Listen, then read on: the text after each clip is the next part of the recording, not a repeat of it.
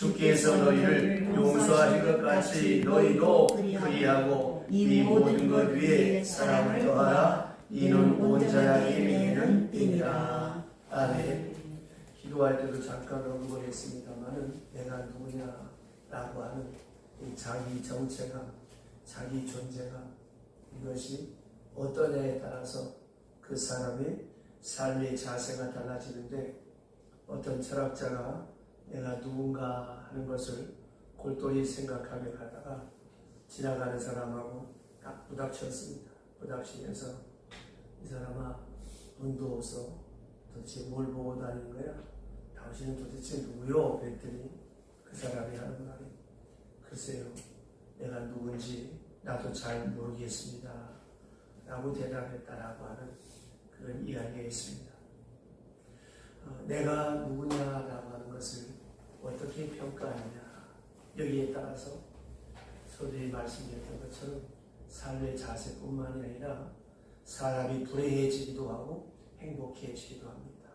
나의 정체성, 아이덴티파이.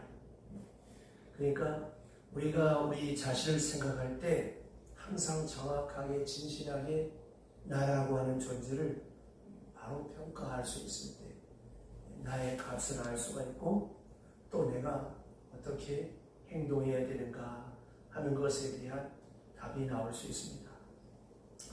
자, 이제 묻습니다. 여러분 스스로 한번 평가해 보세요. 내가 나를 평가한다고 할 때 나는 과연 어떤 사람이고 몇 점짜리가 될 것인가? 예를 들어서 내가 나를 평가할 때 50점짜리밖에 안 된다, 이렇게 생각하고 있을 때, 다른 사람이 나를 평가할 때 50점은 무슨 50점?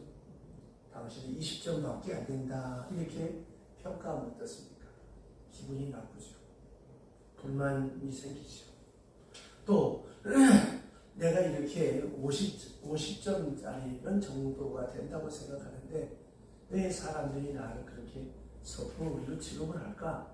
왜 20점이라고 취급을 할까? 불만하기가 쉬운 거예요. 또 그런가 하면 내가 분명히 50점짜리인데 다른 사람이 나를 과대평가해서 70점이다, 이렇게 말하게 되면 어떻습니까? 그때는 불안한 거예요. 내가 나를 잘 아는데 사람들이 나를 70점짜리로 평가해 주었으니까 이 70점짜리에서 깨질까, 수준 미달이 될까봐 항상 불안해하는 거예요. 자, 이제 묻습니다. 여러분 마음속에 불만이 있습니까? 불안함이 있습니까?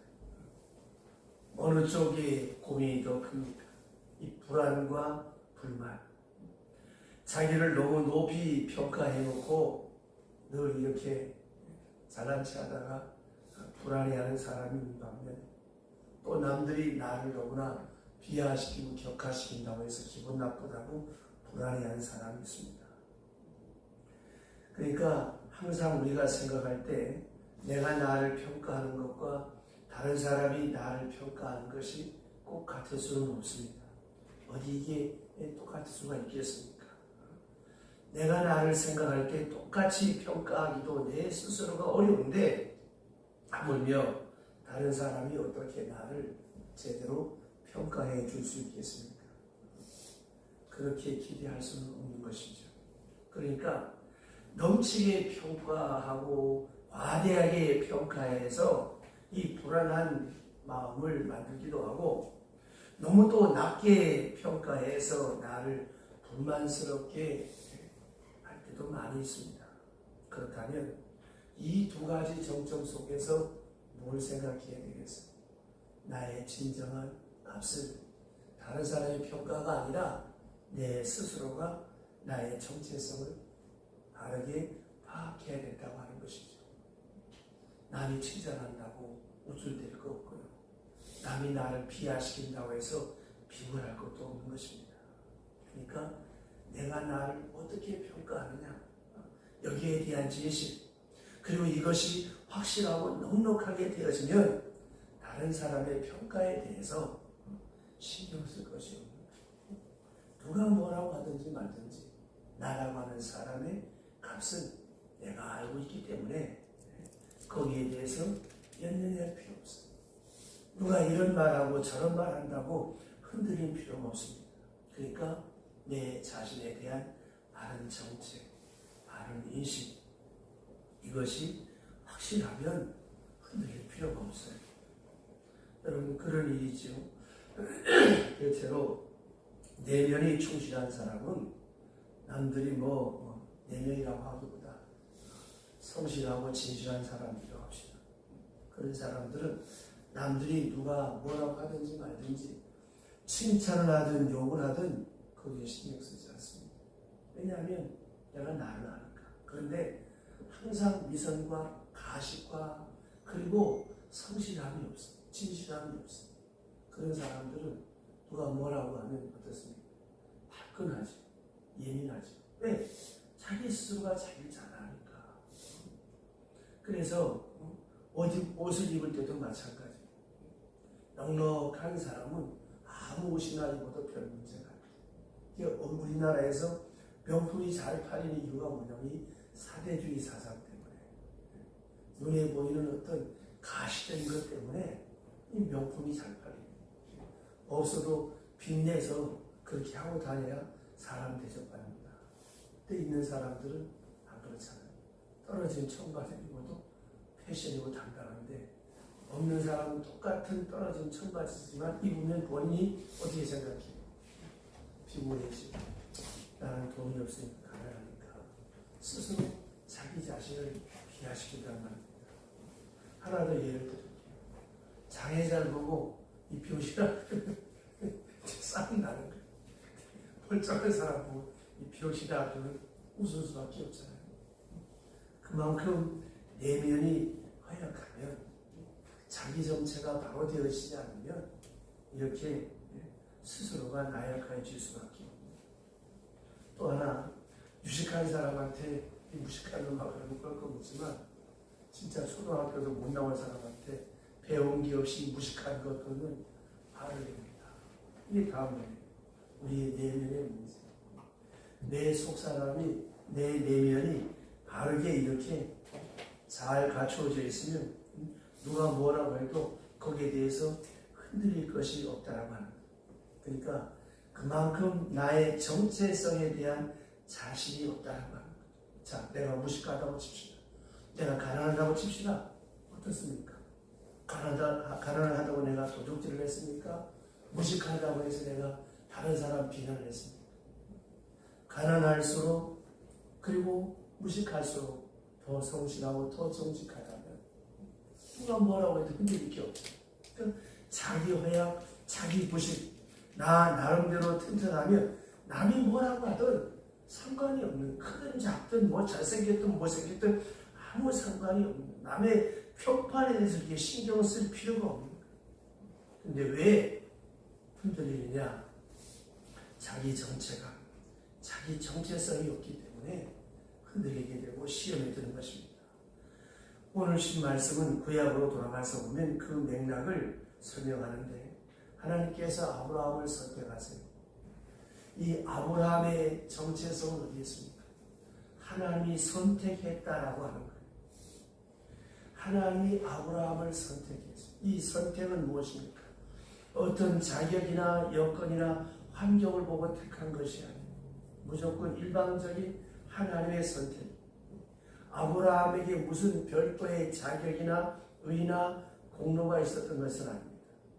아브라함의 족보를 보면 대대로 할아버지로부터 아버지로부터 우상을 만들어 가는 그런 사람의 집에서 태어난 사람인데, 하나님께서 아브라함을 불렀어요.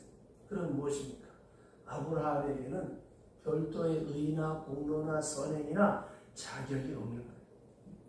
아브라함이 특별한 사람이기 때문에 하나님이 부르셨다는 것은 아닙니다. 불렀기 때문에 특별한 거예요. 이 점을 깊이 생각해야 됩니다. 나는 아무 자격 없는 사람인데 하나님의 부름을 받았다. 이게 바로 선택이고 선택적인 교훈입니다. 기독교 신앙의 근본이 무엇입니까? 하나님이 세상의 많은 사람 가운데 나를 택하여 부르셨다. 근데 그 부름의 방법은 서로 다를 거예요.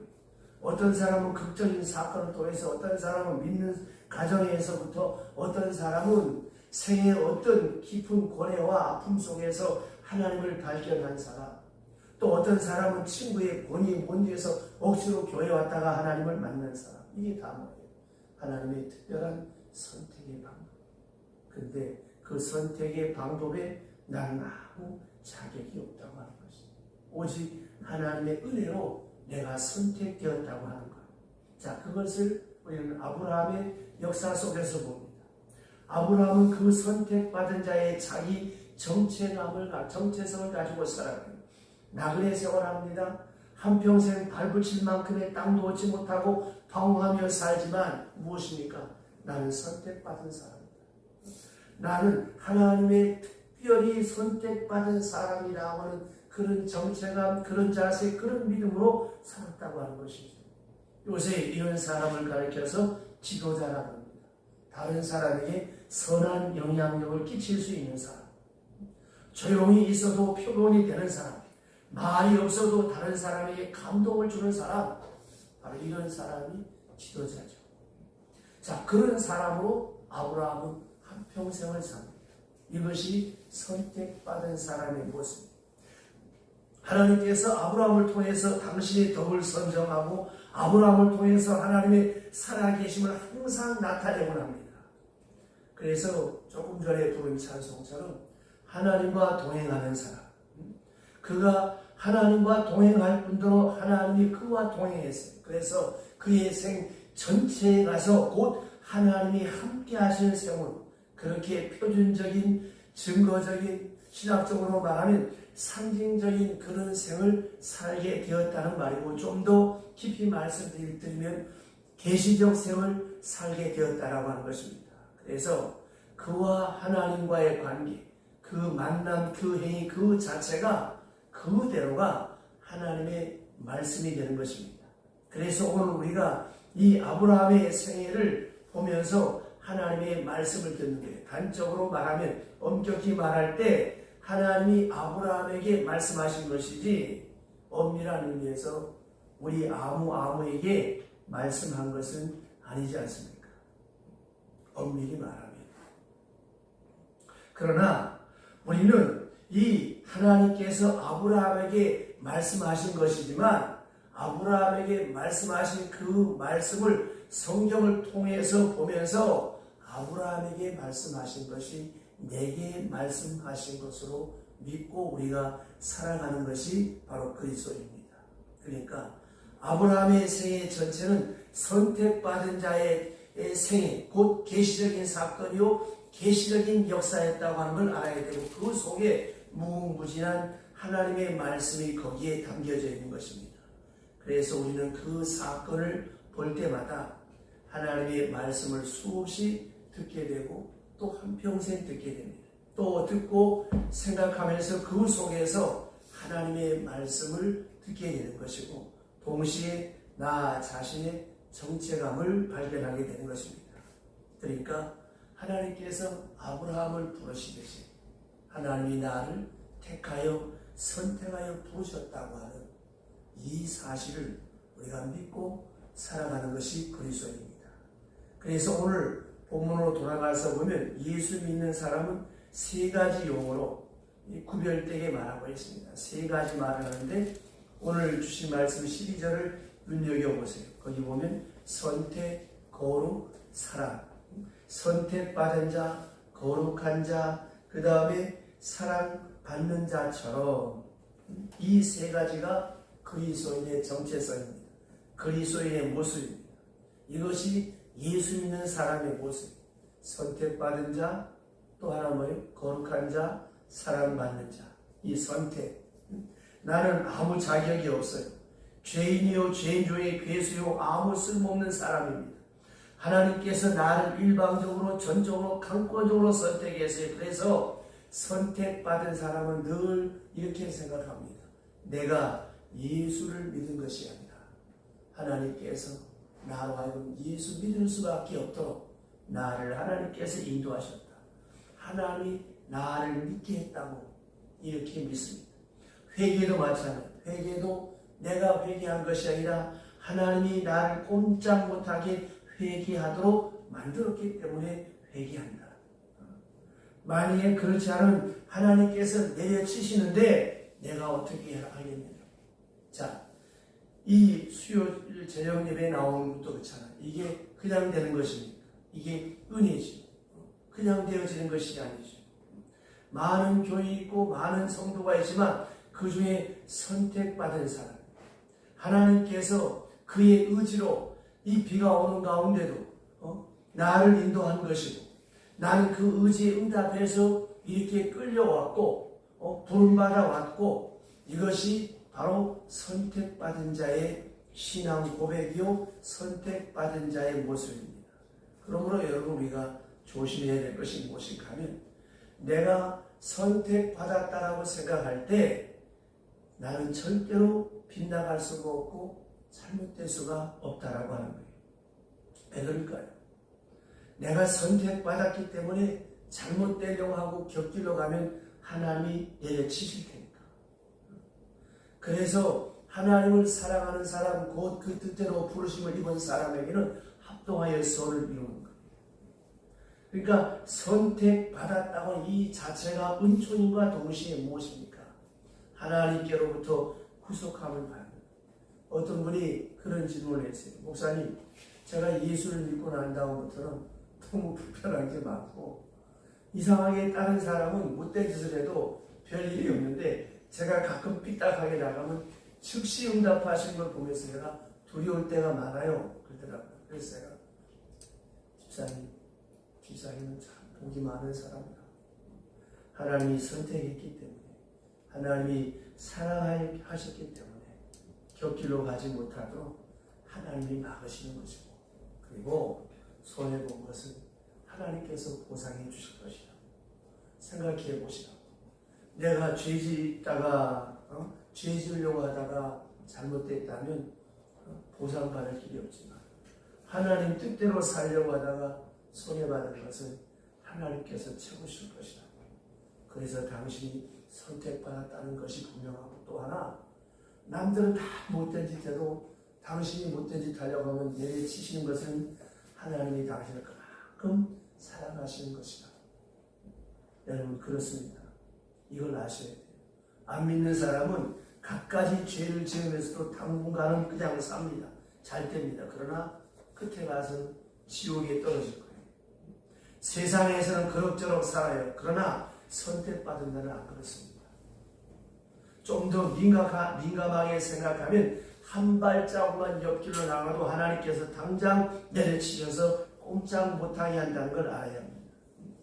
선택받은 자, 하나님의 능력, 하나님의 권능, 하나님의 섭리, 사랑의 포로가 되어 살아가는, 이것이 선택받은 자에게 주어진 하나님의 은총이라고 하는 것입니다. 그러니까 보세요. 내가 자격이 있어서 공로가 있어서 선택받은 것이 아니잖아요. 그 선택받았기 때문에 하나님이 나를 관리하시는, 어떻게 관리할까요? 구속을 쫓는 옛사람의 일 따라 살아가지 않도록 말씀으로 깨닫게 하시고, 그래도 못 깨달으면 성령으로 감동을 주시고, 그래도 못 깨달으면 사건이 생깁니다. 사람을 통해서, 물질을 통해서, 질병을 통해서, 뜻하지 않은 재앙을 통해서 우리로 하여금 깨닫고 하나님 앞으로 돌아올 수밖에 없도록, 이것이 선택받은 자예요. 그런가 하면 거룩함이라고 하는 건 뭐냐? 이 거룩함이라고 하는 선택받은 자로서의 구별된 삶을 말하는 거예요. 자, 선택받았으니까 선택받지 않은 자와 다르게 살아야 되겠죠. 다르다라고 하는 것이 거룩입니다. 당연히 달라져야 되죠. 같을 수가 없겠죠. 그래서 제가 수없이 말씀드렸죠. 가치관의 변화, 목적관의 변화, 세계관의 변화. 자, 저 사람들은 자기 마음대로 저렇게 살아도 되지만 우리는 그렇게 살면 안 되는 거예요. 이 거룩함이라고 하는 것은 하나님 편으로 구별됐다고 하는 그 뜻이고, 동시에 하나님께로 가깝도록 하나님 편으로 깨끗하다고 하는 그런 뜻이에요. 그러니까 깨끗함과 구별함, 이것이 거룩이고 경건이라고 하는 것입니다. 그래서 선택받은 자의 윤리를 한마디로 말하라고 한다면 거룩함입니다. 거룩함. 그 속에 무궁무진한 진리가 다 포함되어 있는 거예요.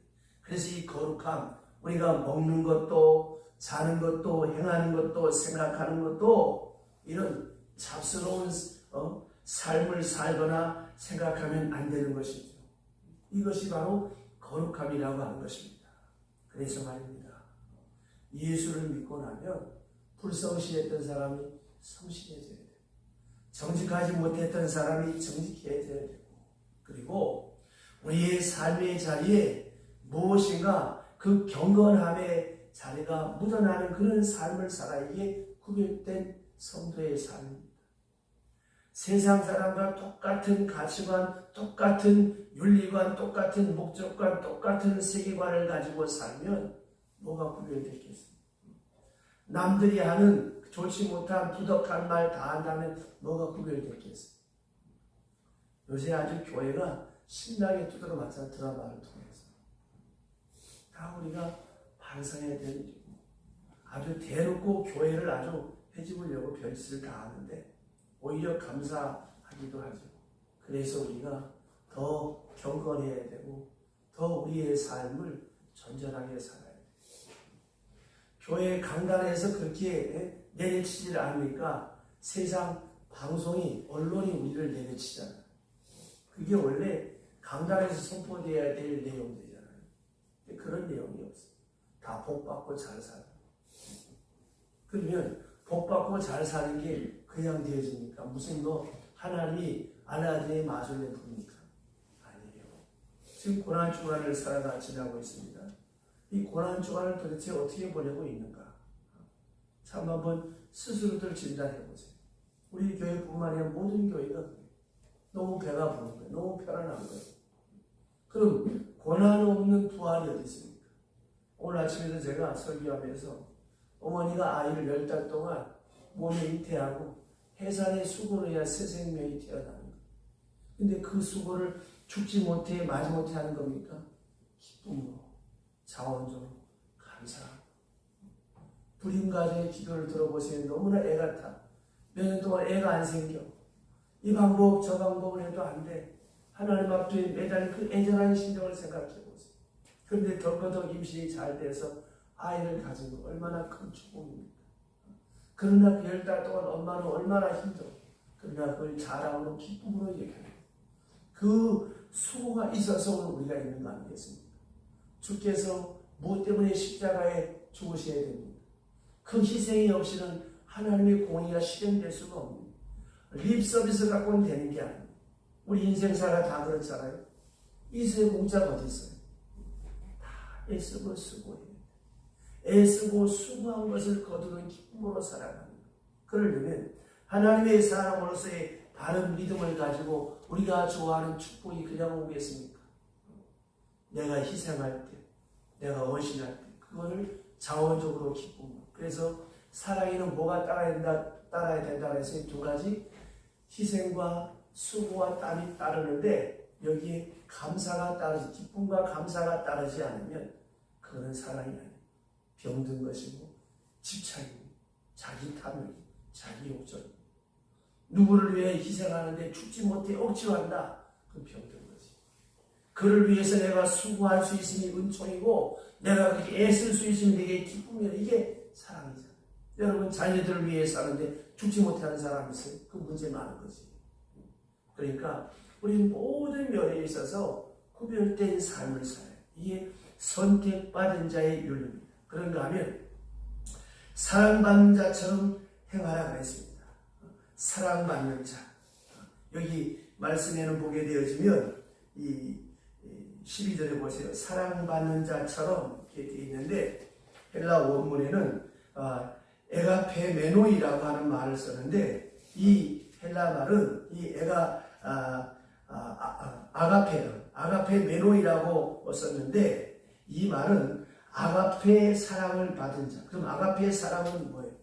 무한한 사랑, 조건 없는 사랑, 희생적인 사랑, 하나님의 사랑을 말하는 것이죠. 그러니까 이 무한한 사랑을 받은 자라고 그런 뜻인데 이 선택받은 자는 동시에 뭐예요? 사랑받는 자. 그 속에 절대적인 사랑이 계시되어져 있다는 것입니다. 그렇기 때문에 이제 내가 하나님께로부터 절대적인 사랑을 받고 사는 사람이기 때문에 이제부터 내가 사는 행동, 내가 사는 삶, 선택받은 자의 길에는 내가 어떤 모습으로 어떻게 사랑을 나타내야 되는가 하는 것에 대한 질문이 있어지는 겁니다. 내가 하나님의 사랑을 받았어요. 선택받았다라고 하는 하나님의 은총을 입었어요. 그렇다면 이제 내 앞에 되어지는 모든 일을 어떻게 생각하고 어떻게 믿고 어떻게 받아야 되겠습니까? 하나님이 나를 병들게 해도 이건 하나님이 나를 저주하고 심판해서가 아니라 뭐예요? 사랑해서. 실패해도 하나님이 나를 이 실패를 통해서 더 큰 사람으로 만들기 위한 하나님의 사랑. 어느 때 내가 죽어도 하나님의 사랑. 이걸 잊지 말아야 합니다. 나는 사랑받는 자다. 그 사랑받는 자의 사랑이 뭐라고 해요? 아가페 사랑, 하나님의 사랑. 나는 하나님의 특별한 사랑을 받은 자라고 하는 것을 한순간도 잊어서는 안 되는 거예요. 이런 일을 당하고 저런 일을 당해도 지금 내가 미처 깨닫지 못하고 있을 뿐이지 이것도 나를 사랑해서 주시는 하나님의 사랑이라고 하는 것을 믿어야 돼요. 근데 우리는 안 믿잖아. 내 뜻대로 돼야 믿지. 이게 여러분 우리의 문제라고 하는 것입니다. 이런 일을 만나고 저런 일을 만나도 하나님이 나를 사랑하기 때문에 이런 일이 있다. 이 사실을 믿는 거예요. 이 믿음으로 사는 거예요. 이 사랑에 대해서 의심이 전혀 없어요. 근데 우리가 믿음이 없어서 의심이 가니까 낙심이 되고 절망이 될 때도 많잖아요. 특별히 여러분 보세요. 가정에서 이 효자를 생각해 보세요. 부모와 나와의 관계에서 부모님이 나에게 어떻게 대해야 되는 이건 사랑이다. 그래서 아이들을 가만히 보면 막 밀쳐내도 엉덩이를 갖다 대고 들어오잖아요. 왜? 어머니의 사랑, 아버지의 사랑이 틀림없으니까.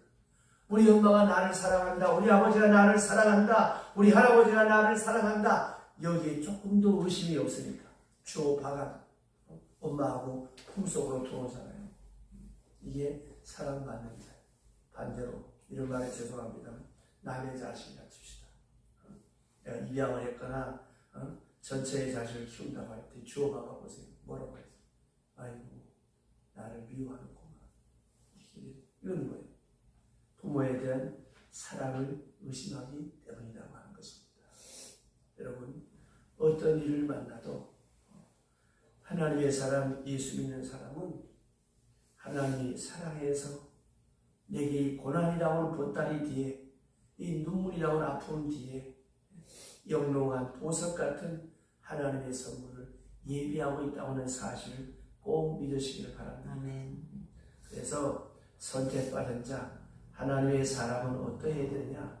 선택받았다고 하는 그 정체감, 그 거룩함, 그 사랑받은 자라고 하는 모토가 되어져야 되고 언제 어디서나 항상 사랑받는다고 하는 그 확신 속에서 살아야 되는데 진노 속에도 징계 속에도 채찍 속에도 하나님의 사랑이 있다고 하는 것을 기억하고 하나님의 사랑에 대한 의심이 절대로 있어서는 안 되는 것입니다. 이것이 선택받은 자의 윤리입니다.